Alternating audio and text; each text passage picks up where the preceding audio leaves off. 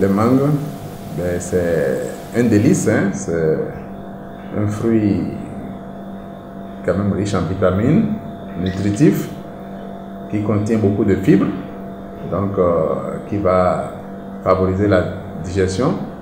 Mais comme toute bonne chose, elle a également ses revers. Et comme on le dit souvent en médecine du travail, on dit tout est poison, rien n'est poison, c'est la dose qui est le poison. Donc la consommation excessive ou bien non maîtrisée peut quand même entraîner des effets indésirables.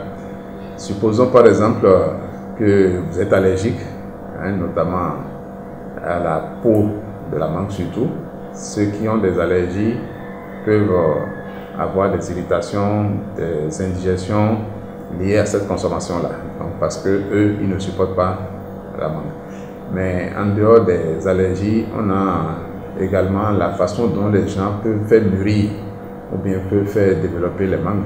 Si c'est utilisé dans un milieu de pesticides, ces mangues-là peuvent en contenir, ou bien lorsqu'on les a cueillies vertes et qu'on les a fait mûrir artificiellement, forcément vous avez des troubles digestifs à la consommation de ces mangues-là. Maintenant, ceux qui sont diabétiques ont souvent des conseils quand même d'en consommer beaucoup parce que c'est assez riche en sucre et ça peut perturber leur glycémie.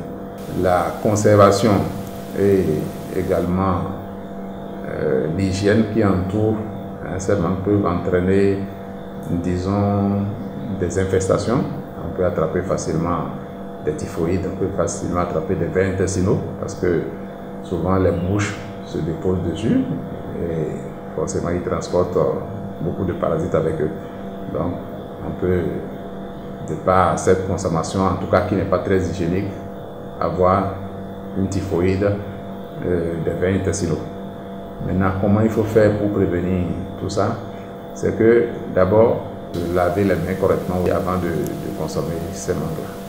Il faut bien laver ces fruits parce que c'est mangé cru, donc forcément bien laver, modéré parce que, comme je l'ai dit, c'est riche en fibres et une surconsommation peut entraîner des diarrhées.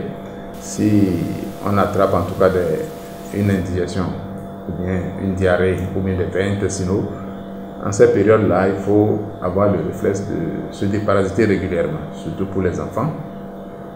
Parce que, comme je l'ai dit, l'hygiène doit être quand même assez stricte pour éviter un certain nombre de microbes.